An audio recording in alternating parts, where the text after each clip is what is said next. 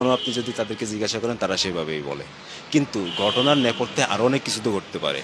তারপরে উনি যখন আনন্দমেলার সাথে ওনার যে ক্যাচাল হয়, আনন্দমেলার সাইনিং করা যে ৪টা সিনেমা, এর মধ্যে সে যখন কেয়ামত থেকে কেয়ামত রিলিজ হওয়ার পরে বাকি ৩টা যখন করবে না বলল, তখন তো তাদের সাথেও ক্যাচাল হয়। তারাও অনেক মানে নোংরামি করছে তার নিয়ে, বিভিন্ন ধরনের বানোয়াট নিউজ করাইছে।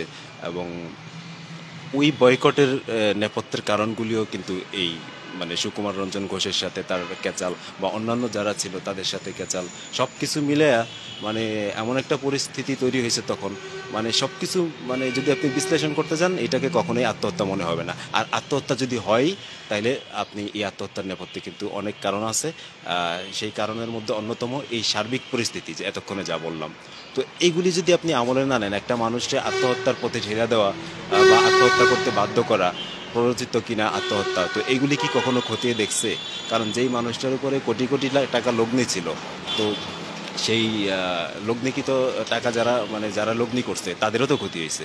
সালমান শাহ ফ্যামিলি, মানে সালমান শাহ মারা যাওয়াতে তার ফ্যামিলির যেরকম ক্ষতি হয়েছে, আমাদের সিনেমা ইন্ডাস্ট্রির ক্ষতি হয়েছে, এবং যারা তার উপরে লগ্নি করছে তাদেরও ক্ষতি হয়েছে। তো এই বিষয়গুলি কিন্তু কেউ ওইভাবে আলোচনায় আনে নাই, আমলে নেয় নাই। তদন্তকারী সংস্থাও না, বা সার্বিক মানে পরিস্থিতি মিলে অন্যান্য যারা ছিল এই সংশ্লিষ্ট কেউ না। এইগুলি আসলে সিনেমা ইন্ডাস্ট্রি সংশ্লিষ্টটা খুব ভালো ভালো বলতে পারবেন, কিন্তু তারা কখনোই বলে না।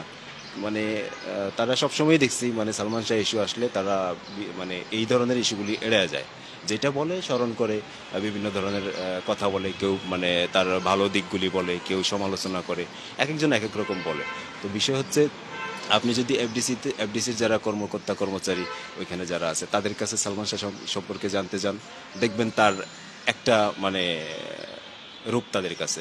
তিনি মানুষকে হেল্প করতেন, খোঁজ খবর নিতেন।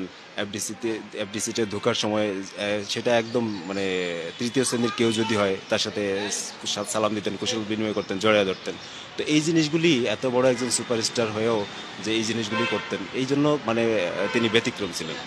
আর এই কারণেই এখন পর্যন্ত মানুষ, আজকে 28 বছর তার মৃত্যুর, এখনও মানুষ তারে মনে করে, ভবিষ্যতেও মনে রাখবে। এবং যতদিন আমাদের সিনেমা ইন্ডাস্ট্রি আছে, মানুষ সিনেমা সম্পর্কে মানুষ আগ্রহ থাকবে, ততদিন মানুষ সালমান শাহকে মনে রাখবে। এটাই বাস্তব সত্য। এখন ওই যে বললাম যে নেপথ্যের অনেক কিছু আছে যেটা সামনে আসে না, আলোচনায় আসে না। সবাই ওই স্মরণ পর্যন্তই, শোকসভা পর্যন্তই, এই পর্যন্তই শেষ। কিন্তু আসল বিষয়ে কেউ ওইভাবে বলে না।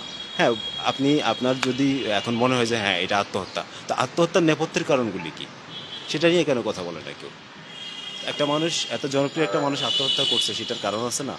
তো কারণগুলি নিয়ে তো কোনো আলোচনা হয় না, অথচ বারবার বলা হয় আত্মহত্যা।